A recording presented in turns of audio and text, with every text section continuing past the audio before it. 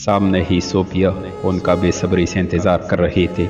वो आ जाना तो नहीं चाहती थी, लेकिन कल रात के वाक़े के बारे में उसे भी आखला से पूछना था। वो सरहद से उस तक पहुंची और उसे लिए ग्राउंड की पिछली जगह ले आई और कड़े त्योरों से उसे देखने लगी। आखला, ये तुमने क्या किया कल रात? हाँ, तुम में ज़रा भी इंसानियत नहीं। इंसानियत को छोड़ो, तुम्हें ज़रा भी इस बंदे पर तरस नहीं आया। तुम्हें पता है, तुम्हारे जाने के बाद वो शख्स बिखर गया था, टूट गया था। उसने उसे झंझोड़ा और तुमने उससे कहा कि तुम किसी से मोहब्बत करती हो। तो बताओ, किससे मोहब्बत करती हो तुम? मैं किसी से मोहब्बत नहीं करती। तो फिर क्यों ऐसा कहा? क्यों ये कहकर उसका दिल तोड़ा? तुम जानती हो, उन्हें तुम्हारी बात पर यकीन नहीं आया था, लेकिन फिर भी उन्हें तुम्हारी ये बात रेजा रेजा कर गई। उसकी बात पर उसने लब बेंच कर चेहरा दूसरी तरफ कर लिया। ऐसे चेहरा फेरने से उसकी तकलीफ कम नहीं हो जाएगी और ना ही उसका ज़ाला। उसने उसका रुख अपनी तरफ करते बेरुखी से कहा, तुम तो मेरी दोस्त हो, मुझे समझो, तुम्हारी दोस्त हूँ, इसलिए तुम्हें कह रही हूँ, ऐसे अनमोल शख्स को मत टकराओ। मुखलिस मोहब्बत करने वाले बहुत मुश्किल से मिलते हैं। आखला, कदर करो उसकी। सोफिया, मुझे लग रहा है कि बात कुछ और है। क्या मतलब? मतलब ये कि ये ऐसा खुद नहीं बल्कि किसी के लिए कर रही है। क्यों? मैं सही कह रही हूँ ना? क्योंकि अगर तुम ये खुद करती तो तुम्हें उसके लिए बुरा ना लगता। नहीं, मैंने ये किसी के कहने पर नहीं किया। हाँ, मैं मानती हूँ कि मैंने उनसे झूठ बोला कि मैं किसी और से मोहब्बत करती हूँ, लेकिन ये भी सच है कि मैं उनसे भी मोहब्बत नहीं करती। तुम उसे हाँ तो बोलती, फिर तुम लोगों के बाकायदा रिश्ते के बाद तुम्हारे दिल में उसके लिए मोहब्बत भी पैदा हो जाती, लेकिन तुम तो बहुत संग दिल निकली।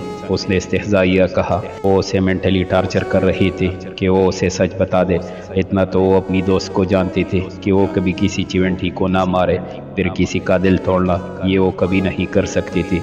नहीं हूँ मैं संग दिल, बस मैं किसी की मोहब्बत को छीन कर खुद अपनी ज़िंदगी नहीं बसाना चाहती। उसने रोते कहा। कल रात से उसका ज़मीर उसे मलामत कर रहा था, अब उनके कहने पर वो पट पड़ी। क्या मतलब? उस पर दोनों ने ना समझी से कहा। फिर उसने मरवा का खुदकुशी करना, उससे इल्तिजा करना सब बता दिया। ओ माय गॉड आखला, तुमने उसकी बातों में आकर ऐसा किया? तुम पागल हो। तुमसे उसने कहा कि वो शहरोज़ से मोहब्बत करती है और तुमने मान लिया। उसने शहरोज़ के लिए खुदकुशी की थी। पागल, वो शहरोज़ से मोहब्बत नहीं करती। अगर वो उससे मोहब्बत करती तो कभी भी उससे उसकी मोहब्बत को छीनने की कोशिश ना करती। वो सिर्फ उसे पाना चाहती है और मोहब्बत में कुर्बानी मांगी नहीं जाती बल्कि दी जाती है। और उसकी बातों में आकर तुमने शहरोज़ बाई का दिल तोड़ दिया, उन दोनों का दिल किया कि वो उसकी अकल पर मातम करे। अब मैं क्या करूं? उसने परेशानी से पूछा। कुछ नहीं, जो होना था वो हो गया। अब ये सोचना है कि इसे सही कैसे करना है। आखला, मुझे सच्ची सच्ची बताओ, अगर ये मरवा वाला सीन ना होता तो तुम शहरोज़ बाई को क्या जवाब देती? फारिया ने उससे पूछा, क्योंकि वो जवाब उसे करने के लिए कहने वाली थी। उसके लिए उनका ये जानना बेहद ज़रूरी था। शायद हाँ कह देती, अभी भी शायद। फारिया ने सदमे से पूछा। हाँ, क्योंकि मेरे दिल में उनके लिए कोई ऐसी फीलिंग्स नहीं है। उसने सच्चाई से कहा। तो फिर तुम आज ही जाकर शहरोज़ बाई को हाँ बोलोगी? फारिया ने उसे हुक्म दिया। नहीं, मैं कैसे जाकर बोलूँगी? उसने घबराहट से कहा। जैसे कल उनका दिल तोड़ा था, बिल्कुल उसी तरह। फारी, बाज आ जाओ और तुम आज हाँ बोलोगी जाकर, नहीं तो मुझसे बुरा कोई नहीं होगा। उसने धमकी दी। ओके, उसने गहरा सांस लेकर कहा। तो वो दोनों खुशी से उसके गले लगी। दूसरी तरफ शहरोज़ और तलहा जो फ़ोन पर उनकी बातें सुन रहे थे, सारी बात जानकर रिलैक्स हुए। शहरोज़ को मरवा पर भी गुस्सा आया था कि कैसे वो आखला से ये सब करने का कह सकती है, और फिर फारिया की बातों से उसे भी लगा था कि मरवा उससे मोहब्बत नहीं करती, क्योंकि बकौल फारिया कि अगर वो उससे मोहब्बत करती तो अपनी मोहब्बत की कुर्बानी देती, ना कि आखला से कुर्बानी मांगती। फिर सोफिया के पूछने पर, उसके शायद कहने पर शहरोज़ के लब मुस्कुराए। अगरचे उसका दिल ये जानकर बुझा था कि उसके दिल में उसके लिए कोई फीलिंग्स नहीं है, लेकिन ये जानकर उसका दिल मुतमईन हुआ था कि अगर उसके दिल में वो नहीं तो कोई और भी नहीं है। वो उसकी आखिरी बात पर उसका दिल जूम उठा। वो किस्मत के खेल से अनजान खुश हो रहे थे। आखला इसलिए खुश थी कि अब उसका ज़मीर उसे मलामत नहीं करेगा। शहरोज़ इसलिए खुश था कि वो इससे इकरार करेगी, और फारिया, सोफिया और तलहा उनकी खुशी में खुश हो रहे थे। इस बात से वो अनजान कि वक्त उनके साथ क्या खेल खेलने वाला है। वो घर पहुंची तो उसे नई फिक्र लाहक हो गई کہ وہ کیسے شہروز کو ہاں بولے گی۔ اسی کشمکش میں وہ کمرے میں چکر پہ چکر لگا رہی تھی کہ اسے آئیڈیا آیا، ہاں میں رات کو سونے سے پہلے میسج پر کہہ دوں گی اور کل کے لیے معافی بھی مانگ لوں گی، اس نے خود سے کہا اور ریلیکس ہو گئی، کیونکہ کل رات جو وہ اس کے ساتھ کر گئی تھی اس کے بعد وہ اس کا سامنا کرنے سے کترا رہی تھی، اور اب اسے ہاں بولنا جبکہ کل وہ انکار کر چکی تھی اسے عجیب لگ رہا تھا، اس لیے اس نے میسج کرنے کا سوچا۔ وہ پاگل حسین جانتی کہ وہ ان کی باتیں سن چکا ہے اور بے صبری سے اس کی ہاں کا انتظار کر رہا ہے۔ شہروز کا دل آج جھوم رہا تھا، آپس میں بھی اس کا کسی کام میں دل نہیں لگ رہا تھا، اس کا دل کر رہا تھا کہ وہ خوشی سے جھومے، وہ جلد سے جلد کر جانا چاہتا تھا، کیونکہ تبھی تو وہ اس سے ہاں کہتی، اسے زندگی میں شامل ہونے کی اجازت دیتی، لیکن وہ واپس سے بھی نہیں جا سکتا تھا، کیونکہ ایک امپورٹنٹ میٹنگ جو اسے اٹینڈ کرنی تھی۔ رات کے کھانے پر بھی وہ بار بار اسے ہی دیکھ رہا تھا اور وہ بھی خود پر اس کی نظروں کی تپش محسوس کر رہی تھی، اور آج اسے شرم آ رہی تھی اس کے دیکھنے سے، یہ شاید اس کی نیم رضامندی کا اثر تھا۔ کھانا کھانے کے بعد وہ کمرے میں آ کر بار بار میسیج لکھتی اور پھر اریز کر دیتی، تک کر وہ بیڈ پر بیٹھ گئی۔ دوسری طرف شہروز شدت سے اس کا انتظار کر رہا تھا، لیکن وہ تھی کہ اس کا صبر آزما رہی تھی۔ ابھی اس نے خود کو ہمت دے کر موبائل اٹھایا ہی تھا کہ اس کے کمرے کا دروازہ ناک ہوا۔ اس نے موبائل بیڈ پر رکھ کر دروازہ کھولا تو سامنے مروہ تھی۔ تمہیں مامو جان بلا رہے ہیں نیچے، مروہ نے اسے پیغام دیا اور چلی گئی۔ وہ بھی اسے بعد میں میسج کرنے کا سوچتی، نیچے چلی گئی۔ اسے بلانے کے بعد مروہ شہروز کے کمرے میں گئی، وہ جو شدت سے آخلا کا انتظار کر رہا تھا۔ خوش فہمی لیے اس نے دروازہ کھولا تو سامنے مروہ تھی۔ اس نے اپنے خوشی سے دمکتے چہرے کو کمپوز کیا اور اس سے سرد لہجے میں گویا ہوا، کیونکہ اسے مروہ پر غصہ تھا۔ کیا کام ہے؟ وہ نیچے کوئی لڑکا آخلا سے ملنے آیا ہے، اس نے آرام سے کہا۔ اسے وہ لڑکا دیکھنے میں کافی امیر لگا تھا، اور پھر وہ آخلا سے ملنے کا کہہ رہا تھا تو اسے کچھ گڑبڑ لگی، اسی لیے آخلا کو کہہ کر وہ اسے بلانے آئی۔ اس کی بات پر وہ ناسمجھی سے نیچے کی طرف بڑھا۔ ساجد صاحب اسٹڈی روم میں کوئی فائل دیکھ رہے تھے کہ چوکیدار نے انہیں کسی کے آنے کی اطلاع دی، تو انہیں ڈرائنگ روم میں بٹھانے کا کہہ کر فائل اپنی جگہ رکھ کر ڈرائنگ روم میں داخل ہوئے۔ السلام علیکم۔ انہیں داخل ہوتا دیکھ کر عاجل نے نہایت اخلاق سے سلام کیا، جو کہ کوئی معجزہ ہی تھا۔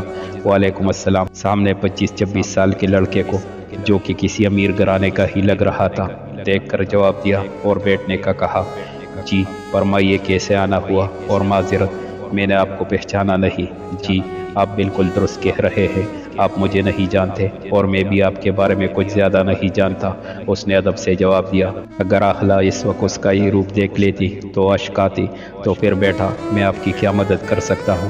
اس کے لب و لہجے سے متاثر ہوتے انہوں نے مسکرا کر دوستانہ لہجے میں پوچھا۔ اگر انہیں معلوم ہوتا کہ وہ کیا بم ان پر پھوڑنے والا ہے تو وہ کبھی بھی اس شخص سے خوش اخلاقی سے بات نہ کرتے۔ جی مجھے آخلا ماجد سے ملنا ہے، آپ انہیں بلا دیں، باقی کی باتیں ان کے سامنے ہی ہوں گی۔ آخلا کے نام پر وہ ٹٹکے، لیکن پھر سامنے والے کے ادب کو دیکھ کر انہوں نے کمرے کے باہر سے گزرتی مروہ کو آخلا کو بلانے کا کہا، تو وہ عاجل کو دیکھ کر جی مامو جان کہتی اسے بلانے چلی گئی۔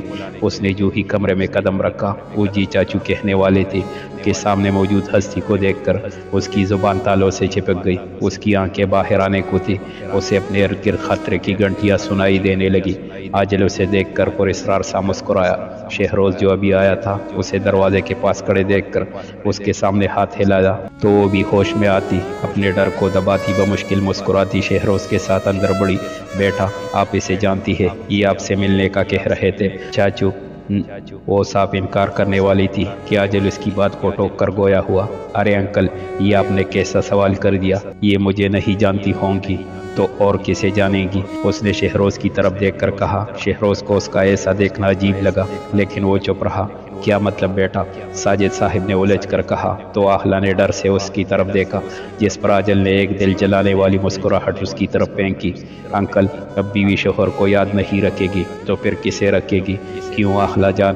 اس نے آخلا کی طرف دیکھ کر اس کی تائید چاہی، جو اس کی بات پر سانس رو کے حیرانگی سے پٹی پٹی آنکھوں سے اسے دیکھ رہی تھی۔ کیا بکواس ہے یہ؟ شہروز غیظ و غضب بنتا اس پر جھپٹا۔ ارے سالے صاحب گرائے داماد کے ساتھ کوئی ایسا کرتا ہے کیا؟ اس نے اپنا کالر اس سے چھڑوایا۔ اپنا کالر پکڑنے والوں کو میں زندہ نہیں چھوڑتا، تم شکر مناؤ۔ کہ اس کے کزن بردر اور میرے سالے ہو، ورنہ اس نے کزن بردر پر زور دیتے کہا، جبکہ اس کی بات پر شہروز کی آنکھوں میں سرخی پھیل گئی۔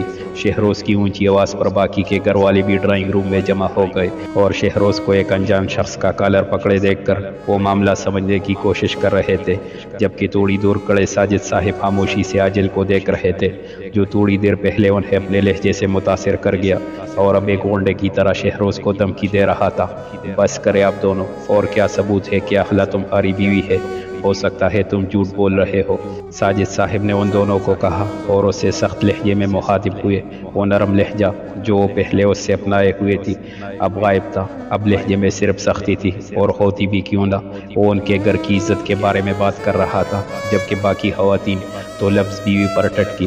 ان کے کہنے پر اس نے شہروز کا ہاتھ جھٹکے سے پرے کیا اور مسکرا کر جیکٹ کی جیب سے ایک لفافہ نکال کر ٹیبل پر پھینکا۔ شہروز نے جھپٹ کر وہ لفافہ اٹھایا اور اس میں موجود تصویروں کو دیکھ کر اس نے بے یقینی سے اخلا کی طرف دیکھا، جبکہ اس کے ہاتھ میں تصویریں دیکھ کر اخلا کا دل گھبرایا۔ ساجد صاحب نے آگے بڑھ کر وہ تصویریں اس کے ہاتھ سے لی تو ان کا حال بھی شہروز کی طرح کا تھا۔ تصویروں میں عاجل اور اخلا ایک دوسرے کے قریب کھڑے تھے اور اخلا کے ڈریس سے یہی ظاہر ہو رہا تھا کہ جیسے بھی ان کا نکاح ہوا ہو۔ کسی تصویر میں عاجل نے اس کے گرد بازو پہ لائے ہوئے تھے تو کسی میں اس کے ماتھے پر کس کر رہا تھا۔ خود کو سنبھال کر ساجد صاحب نے اخلا کے آگے تصویریں کرتے استفسار کیا، یہ تصویریں جو کہہ رہی ہے کیا وہ سچ ہے؟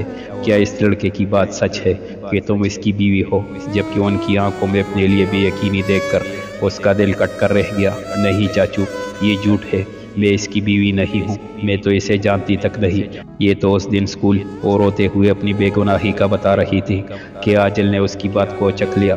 اچھا تو کیا یہ تصویریں جھوٹ ہے؟ کیا ان میں تم نہیں ہو؟ ہاں بتاؤ کہ یہ تم نہیں ہو۔ اب کے مروہ نے کہا، یہ میں ہی ہوں، لیکن یہ اس دن۔ اچھا تو آپ لوگوں کو ابھی بھی میری بات کا یقین نہیں آ رہا؟ تو یہ دیکھیں، یہ نکاح، یہ تو جھوٹ نہیں بول رہا، اور اگر آپ لوگوں کو پھر بھی لگتا ہے کہ یہ فیک ہے تو آپ لوگ اسے چیک کروا سکتے ہیں۔ اس نے کہتے ساتھ نکاح ٹیبل پر رکھا تھا۔ اخلا کبھی نکاح نامے کو دیکھ رہی تھی تو کبھی عاجل کو۔ وہ یہ کیا کہہ رہا تھا؟ بیوی، نکاح نامہ، یہ سب کیا تھا؟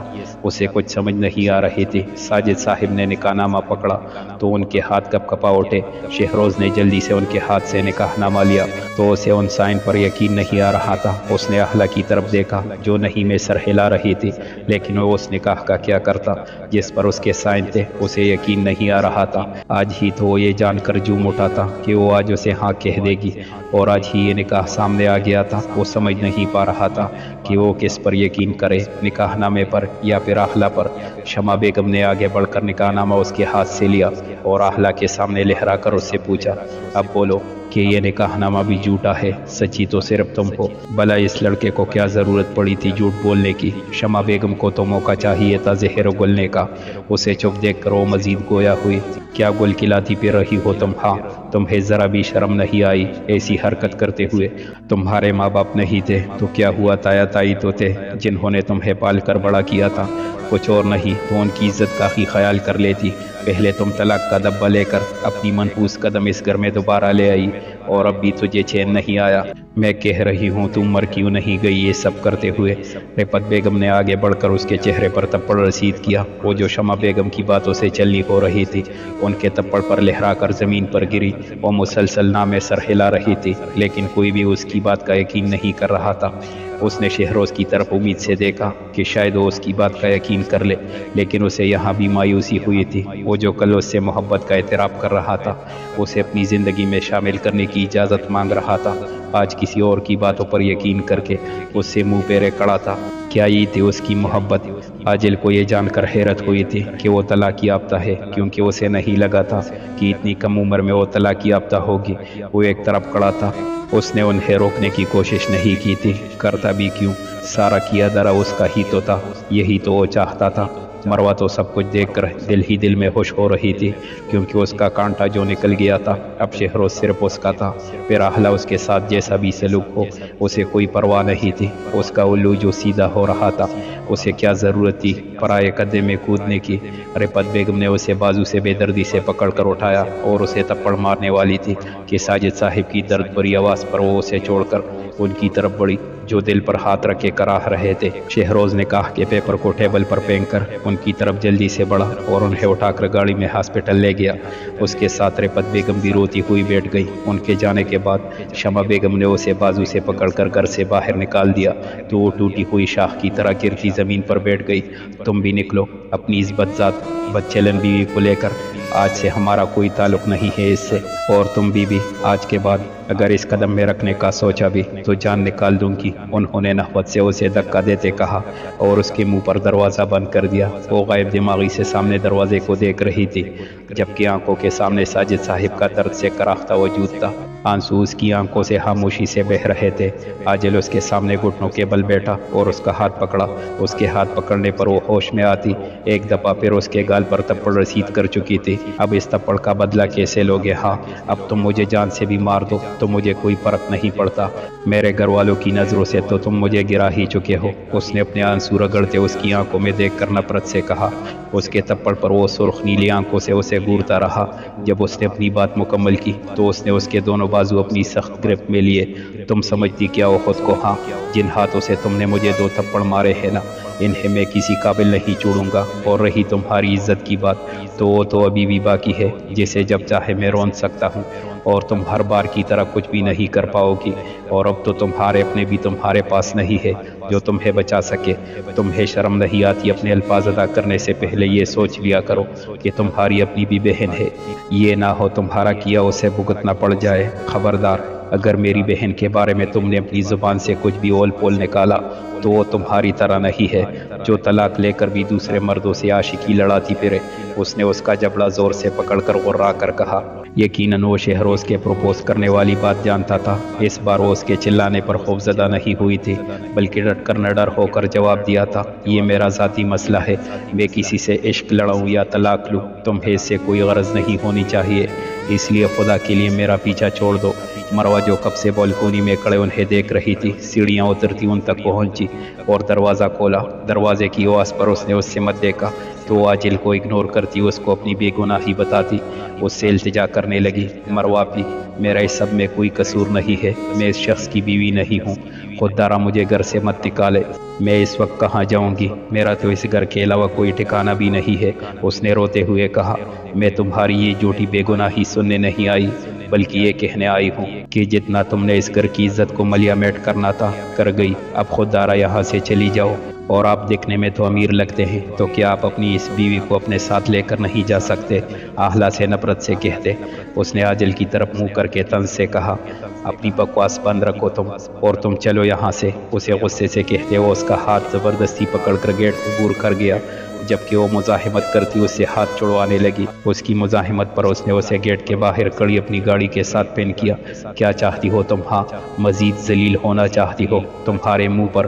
اس نے دروازہ بند کیا ہے، تمہاری وجہ سے ہوا ہے یہ سب، تم نے وہ جھوٹا نکاح نامہ بنوایا، اور وہ سائن وہاں پر کیسے آئے، جبکہ میں نے تو کسی پیپر پر سائن ہی نہیں کیے تھے۔ اس کی بات پر وہ اپنے کارنامے پر مسکرایا کہ کیسے اس نے اس کی ڈائری سے اس کا دستخط شدہ پیج پاڑا تھا، اور پھر اس نے رائٹنگ ماہر کو سیم اسی طرح کے سائن پیپر پر کرنے کو کہا تھا، اور نکاح نامہ اصلی تھا، عاجل کے سائن بھی اصلی تھے، بس آہلا کے سائن نہیں تھے۔ اپنی سوچ سے نکل کر اس نے اسے ساتھ چلنے کو کہا۔